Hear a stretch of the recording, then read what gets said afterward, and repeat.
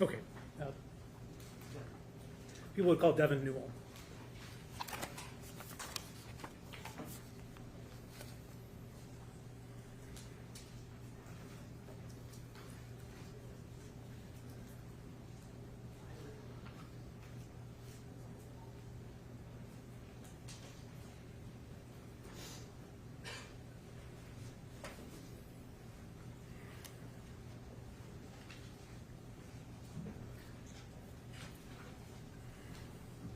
Raise your right hand, sir. Do you swear or affirm to tell the truth, the whole truth, and nothing but the truth under penalty for perjury? I do. Okay, you can have a seat.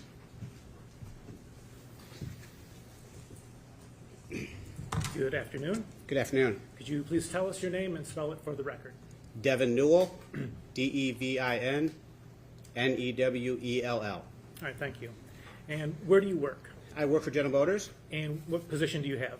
My title is Senior Manager and Senior Technical Expert. All right, and does your job have anything to do or any interaction with OnStar? It certainly does. My primary role is to investigate the field performance of our advanced driver assist systems. That's a fancy word for automatic emergency braking, forward collision alert, super cruise.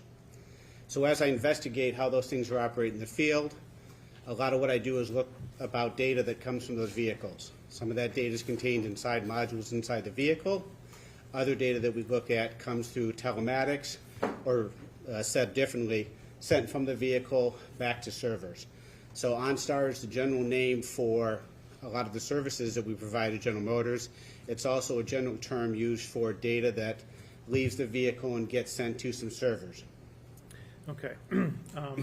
And how does OnStar record the data? There's a lot of different data that OnStar records. And there's a lot of different features that OnStar provides for customers as well. I think many folks are aware of some of the interaction with, we have live advisors. So if your vehicle is involved in an accident, if you have that type of subscription service with us, we can, the vehicle can automatically call an advisor, and that advisor can come and get assistance sent to your vehicle. While that type of work is going on, data can come from the vehicle and sent to the back office as well. That's one kind of service that OnStar provides that many folks are aware of. Another more common service that we have relates to applications that you can get downloaded onto your mobile phone. I use the term OnStar mobile app. Depending upon what vehicle you'll have, it may have a Cadillac mobile app or a Chevy mobile app associated with that. On that mobile app, we allow you to do lots of interactions between your phone and the vehicle. One that lots of folks are familiar with is the ability to remote start the vehicle from your phone. You can use that type of interaction with that. That's a different set of data. As you are interacting with that mobile application on your phone, the OnStar or Cadillac app that's on your phone, we collect data regarding what the customer is doing and how they're doing it. We primarily collect that data to understand how our customers are using their features, to understand if there's problems with them, and or to develop better features and new features in the future. You mentioned the My Cadillac app. What does that particularly do? It does a number of different things. Again, it's an app on your phone, like a lot of different apps. It can allow you to press buttons on it to remote start your vehicle, honk your horns, unlock the vehicle, lock the vehicle. It allows you to also understand the status of your vehicle, how much oil life you have left, how much tire pressure is in your air, how much fuel is left. You can also use it to understand the location of your vehicle. You can also use it to buy products. You can also use it to set up a map from where you are to where you'd like to go. Those are a lot of the features that this OnStar mobile app on your phone, some of them that you can do. So you mentioned, diagnostic things that the vehicle itself would transmit to OnStar, and you keep those records. Do you also keep records of the person who's using the My Cadillac app on your site in OnStar? If you have an OnStar account with us, an OnStar subscription, like a lot of other subscriptions you may have on your phone or in your vehicle, we have account information. We know who is on the account, we know your address, things like that. We would certainly know that too. And relative to the phone that's being used, we collect certain information that helps us understand the phone that you have, what type of phone that you have. Again, so we can understand if a particular phone or is having issues with our apps and understand how to make more features based on the type of phone that you may have. Were you asked to produce the records? In this case, they had to do with the Cadillac Escalade? That's correct. A search warrant was sent to General Motors for a particular 2016 Cadillac, asking for information that we may have, records that we may have, relative to OnStar services and features we provided to this particular 2016 Cadillac Escalade. Okay. And approaching equals 224.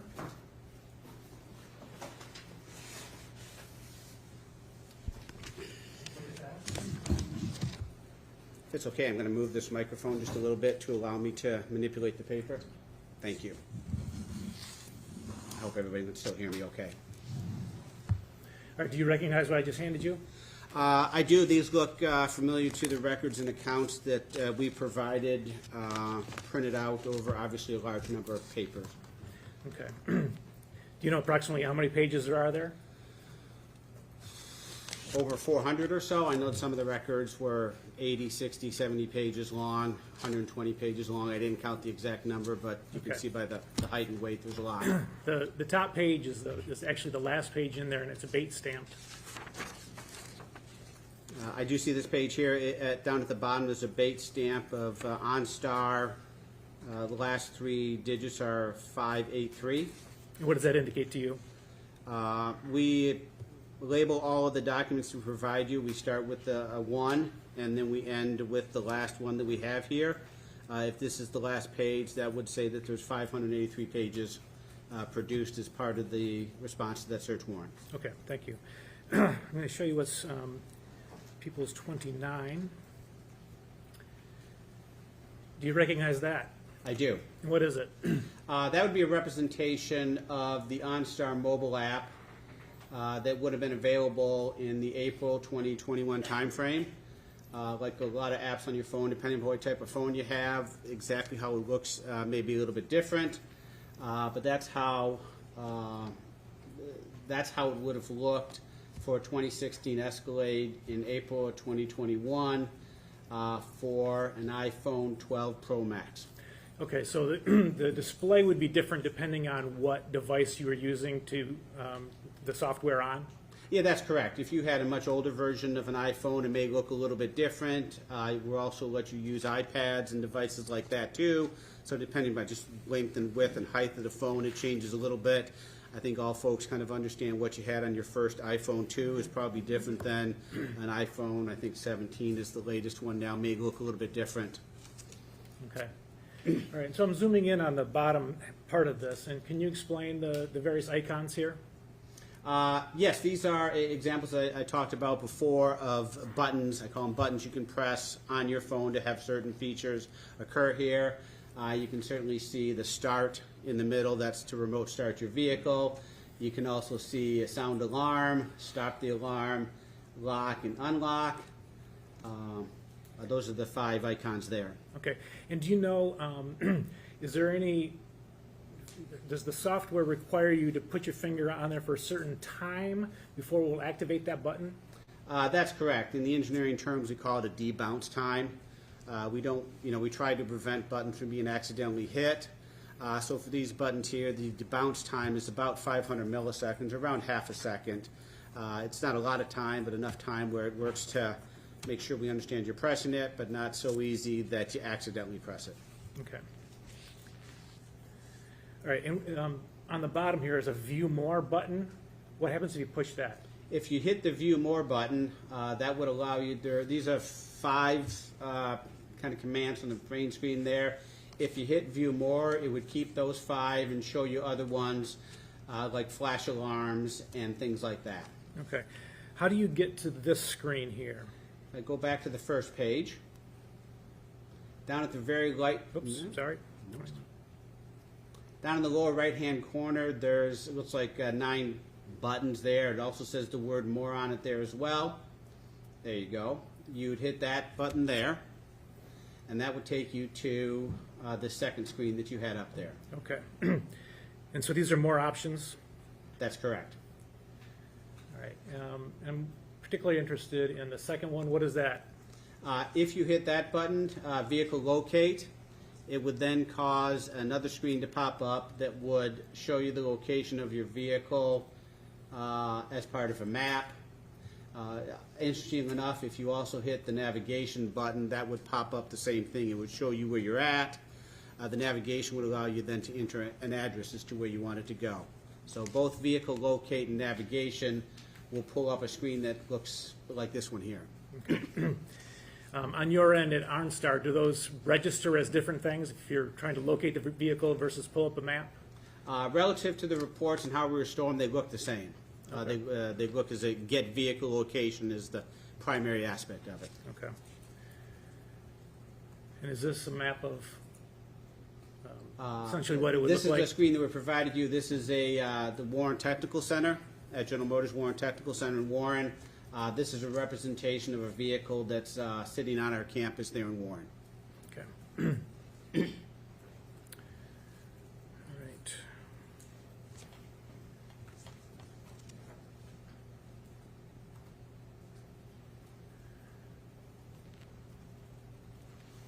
So the records that you produced, were they over a date range? That's correct. Based on the search warrant, we were asked to look for and produce records. The beginning start time is January 1st, 2020 through April 28th, 2021. Okay. And do your records indicate the type of device that is using the My Cadillac app? It's on a couple different pages here. You were asking me about vehicle location. So if I take you to first to a report up the top, it says SRT 110, OnStar records request for branded app vehicle commands. Okay. On this particular report, as again, we record information relative to interactions with the vehicle. This particular report captures interactions with, the term here says branded app, but the OnStar app on your phone or the Cadillac app on your phones. When you're doing one of the vehicle commands that we previously talked about, lock, unlock, flashlight, or vehicle location requests, we would record those as part of this here. In the very right-hand column, it says device ID. So for each mobile type device that you have, once you start using it, we assign it a device ID. Okay? It's a unique device ID to the device that you're using. It's not the cell phone of the device you're using. There are other electronic information inside a cell phone or an iPad that may be unique to that. We don't have a need to record that as part of our work, so we give it a General Motors-based device ID here. So to answer your question, the far right column is the device ID. Okay. And so if do you record when somebody makes an account, do they have to give their name and address and all that? That's correct. Okay. Did that happen here? Yes, it did.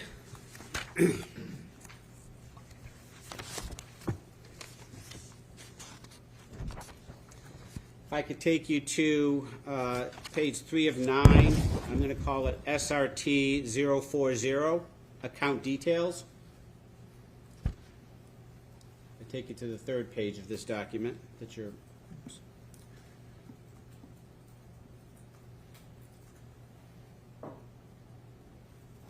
Okay. All right, thank you.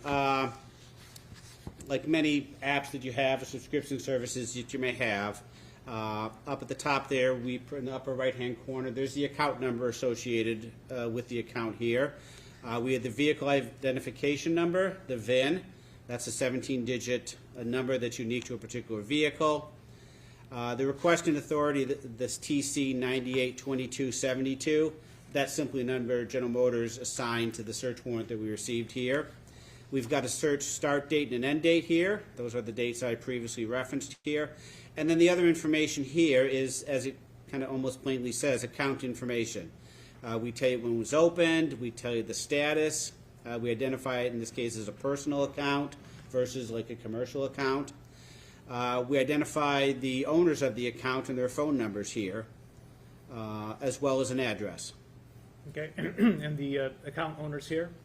I see two account owners associated with it. The first is Dale Warner, and the second is Dee Warner. Okay. All right, and then if we go back to the records that you were just mentioning before with the device ID, which report was that?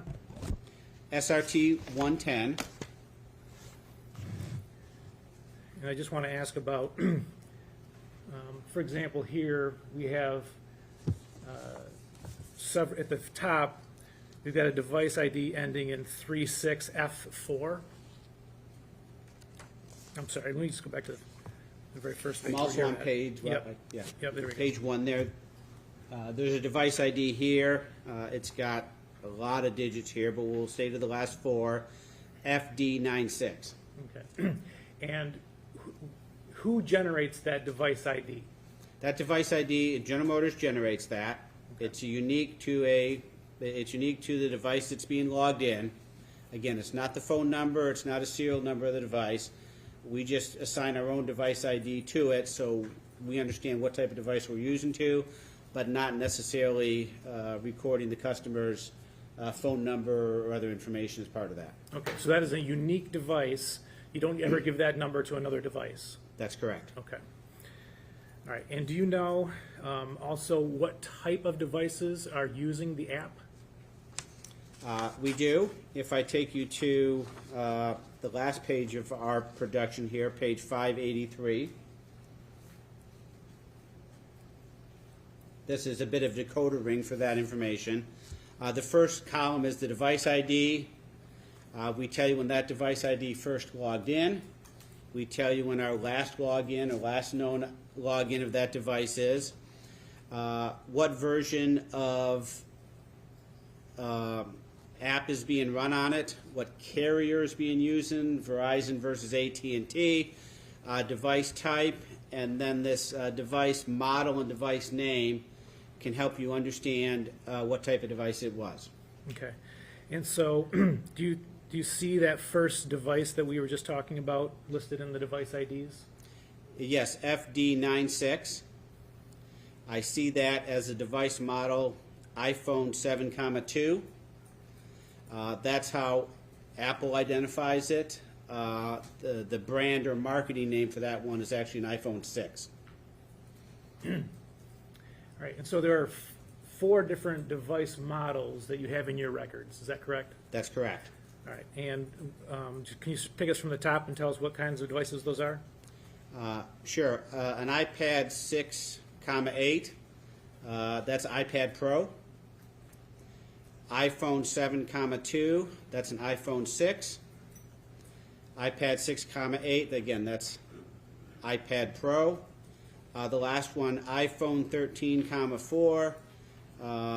The marketing name for that would be an iPhone 12 Pro Max. Okay.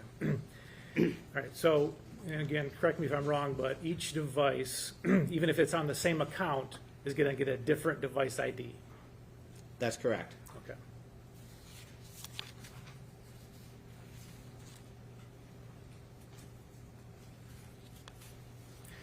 Does a user have to generate a username?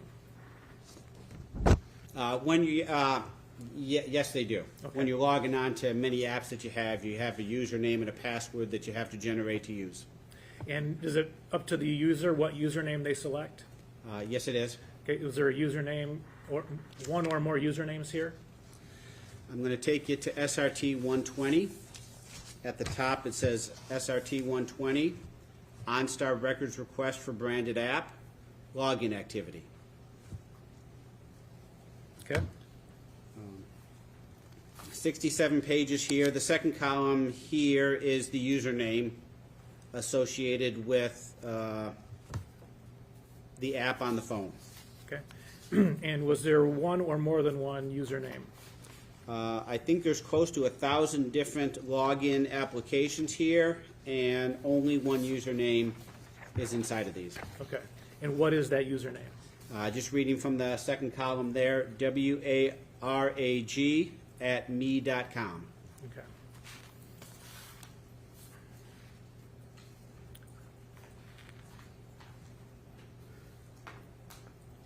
Now, does OnStar record the number of times that someone tried to locate the vehicle? Yes, we do. SRT 110, I had this up previously. SRT 110, OnStar records request for branded app, vehicle commands.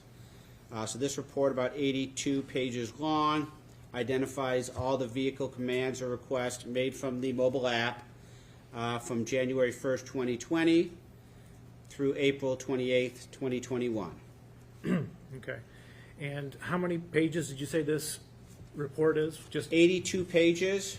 I believe the total number of requests is in excess of 2,100. okay. And that's 2,100 whats? 21 individual commands being pressed into the phone for on the mobile app. Okay. You say 21 or 2,100? 2,100. Okay. 2,100. Okay, great. And so 2,100 times what happened? Well, in these vehicle commands, there are three type of commands, having studied the report, three different types of commands being made here. The majority of them are requests to get vehicle location. If I take you to the fourth column over there, request type, get vehicle location. So from the mobile app that was shown earlier, that would be either hitting the more button to get to the second screen, and then hitting vehicle location and or hitting navigation. So if a customer did those, that would be recorded as a single line in this sheet here. Additionally, there are, I want to make sure I say the word properly here. Let me find an example of it.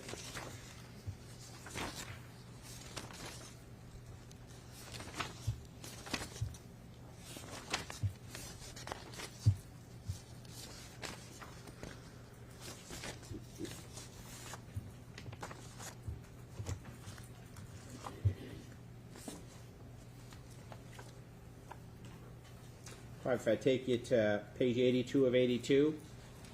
And again, under request type, we already talked about get vehicle location. There's a request type for get vehicle data, and there's also a request type for unlock doors. Those were the three vehicle commands or requests that were made in this 82-page report over the 16-month period we were talked. Get vehicle location, as we talked about, provides the location on a map that we said. Get vehicle data, that was one of the other buttons on the main screen there. Again, it shows you things like tire pressure, oil life, fuel remaining. And then lastly, unlock doors. I think it's fairly self-explanatory. You press that button there, and it would work to unlock the doors of the vehicle. So as you look at these, the get vehicle location is either someone asking where the vehicle is or someone asking to get to the navigation screen. That's correct. Okay. And as you look at these records, let's go back to the first page, for example. We have all the ones that are shown on the screen here look like it's the same device doing these requests. That's correct. Okay. And can you, as you've looked at these, can you give us a summary of this particular device and how often it did a get vehicle location request? Out of our 82 pages, for example. Throughout the 82 pages, there's primarily three devices that are used to do this. I mentioned them before. An iPhone 6, an iPad Pro, and an iPhone 12 Pro Max. The majority of the requests, I think over 1,700, if I counted roughly properly, are from an iPhone 6. There's roughly 150 or more through the iPad Pro. And then finally, somewhere in the neighborhood of 60 done with iPhone 12 Pro Max. Okay. Let's go to page 77.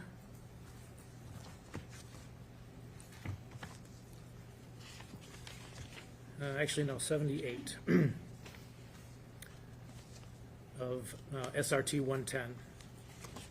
Okay, I'm on page 78 with you.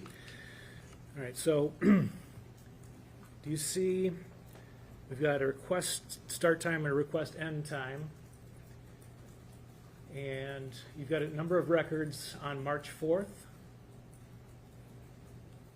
That's correct. Okay, and then it skips to March 22nd. That's correct. All right, is there a device switch between the 4th and the 22nd? Yes, if you look at the device ID, which is the last column, looking only at the last 4 digits to make it a little bit easier for us, you can see that all the requests on March 4th on this date were done by device ID 36F4, and there are no requests between March 4th and March 5th and March 21st, but on March 22nd, 2021, it now switches to device with the last 4 digits, 17F7. I'm sorry. So March 4th, it's 36F4. When we get to, there's nothing in between then and the 22nd, and it switches to 17F7, is that correct? 17F7, that is correct, Okay. beginning on March 22nd. All right. All right, and do you have handy what kind of device was 17F7?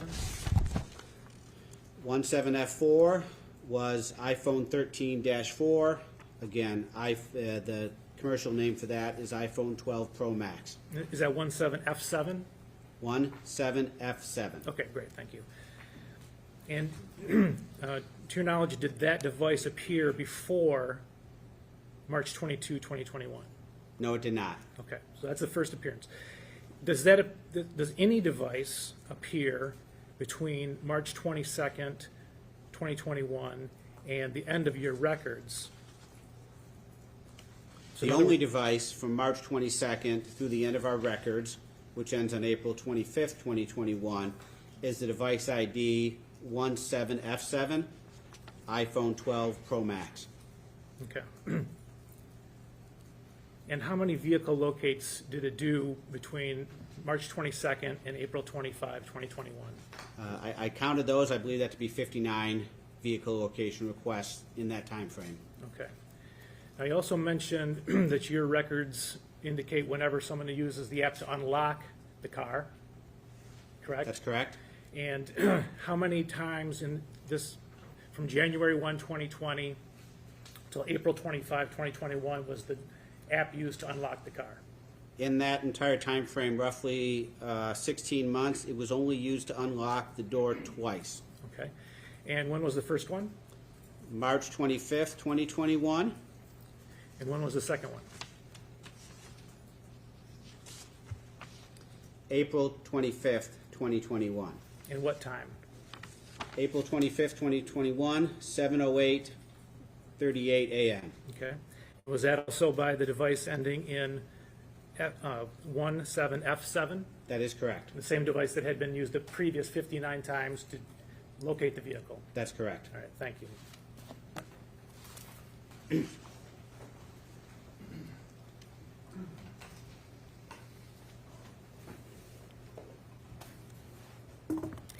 Good afternoon, is Mr. Newell. Yes, Am I it is. pronouncing Good that afternoon. correctly? You did pronounce it correctly. Thank you. My name is Mary Shardier.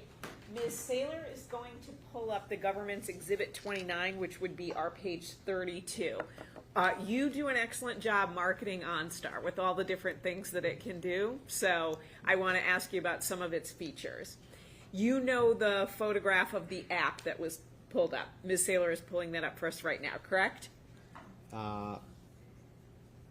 Mr. McCready just showed it. Yeah, yes, it is. So Yes. while she's pulling it up, did it look like that in 2021?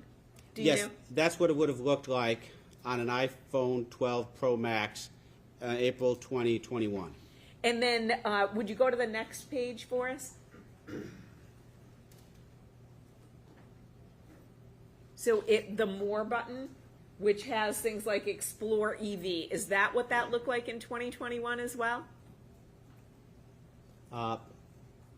If that's the second slide we put up, that's what it would have looked like at that point in time. Okay, so Cadillac had electronic vehicles at that time?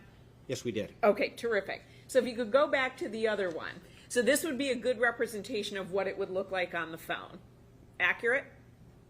That's correct. Now, do you use, be careful with your answer, right? Do you use OnStar? I do. Okay, great. If you said no, that might have a different job you're looking for. So do you use it to like track a vehicle location? So for your children, a spouse, a partner, something like that, to see where they are? I don't use the OnStar app for that particular purpose, no. Okay, have you ever used it for that? No. Okay, so you may not be the person for me to ask then, but so this is what I'm going to ask, and maybe you can talk me through it. So you said you don't use it for that particular purpose. What do you use OnStar for?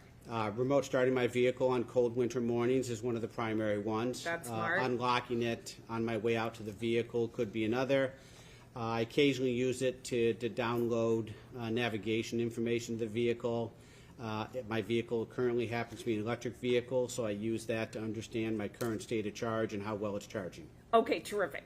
So then you use it enough for, I think, for me to ask you this. So if you want to get into that, there's an app on your phone, you press that app. Is that accurate? That's correct. And then that screen will come up, or something that looks like it. Assuming that you're logged in. Right. Okay. If you can set this up to continuously leave you logged in, or you can set it up that you have to log in every time. I have my one that I used for my company vehicle always logged in, so it pops up to a screen. My GMC Denali looks different than this, but fundamentally an opening screen that looks like this pops up when I hit the app on my phone. So then if you wanted to find where a vehicle was, what would you press? I'd hit the More button. Okay, so you'd hit the More button, and then you'd go to the next screen. And then you would hit what? Vehicle locate. Vehicle would be more locate. common. So I was a little confused when you said that navigation, so it would show up on a singular line. Could you explain what you mean by that? When you talked about get vehicle data and navigation, and I was a little confused about your testimony. Sure. There's two buttons up here. One that clearly says vehicle locate. The other one says navigation. If you press either one of those things, as it gets reported into this thing here, it looks the same. It would still say get vehicle location. Of course, one of the reasons for that is whether you're going to start navigation, you need to know where you're at in order to get where you're at. So the first thing it does is figures out, get your vehicle location, and then you can set up a navigation from there. So if I were driving the car and I wanted to navigate, and I pressed navigation, and then it told me how to get to a particular place, it would show up in the report as get vehicle location? Yes, if you were driving a vehicle and hit navigation and then entered into, to use it, you'd have to enter in the location that you want to go to. On this report here, it would say, look the same, it would say get vehicle location. Thank you. Now, you said the, and I'd never heard this phrase before, the debounce time was half a second? That's correct. Okay, so that's the amount of time essentially you're pressing the button. That's correct. Might it take a little bit for things to load? So when I was looking at the report, sometimes there were things almost going on simultaneously. So for instance, if somebody pressed get vehicle location or navigate, and then, well, actually it would be vehicle locate. So either vehicle locate or navigation. Then it was taking a little while. Does that happen sometimes where it takes a little while to load? When I hit the button, if I reach the 500 millisecond times, yes, it could take a little while for it to load. It has to locate your vehicle. Okay, it has to make a request to the vehicle to find it, and it could. Everybody who knows who's tried to make a cell phone call, they don't always go through the first time. It could take some time to find it. Yes. Can I press the button again while I'm waiting for it to load if I'm an impatient person? You certainly can. And then the report shows hour, minutes, and second that the request began, correct? That's correct. And then it shows when the request ends? That's correct. It also shows a duration? That's correct. Is it accurate that the duration rounds up or down? So for instance, some of them, I looked at one, it said 15.783, but then if you look at the actual start and end time, it rounds up to 16.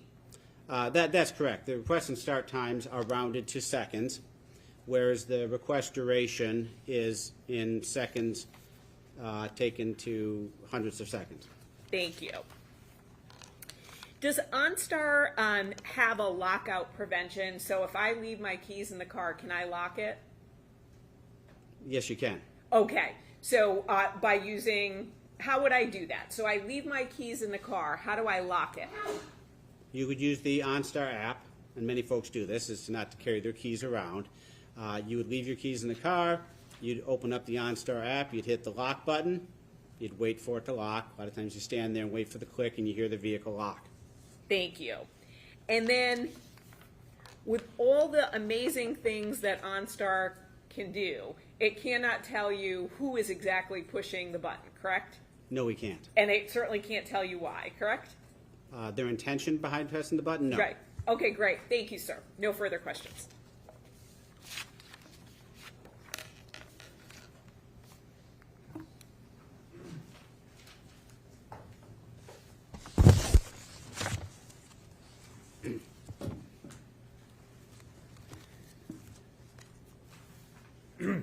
Do the records reflect anything different if you access the map for navigation? Is there any difference at all? If you As actually it put- relates to these records, we see that as a get vehicle location request, and that's how we record it here relative to vehicle commands. Okay.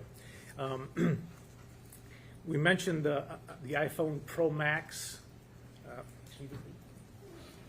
iPhone 12 Pro Max. Right, iPhone 12 Pro Max. The iPhone 6, is it correct that that does not show up anymore after the iPhone 12 Pro Max starts accessing the record, or the app?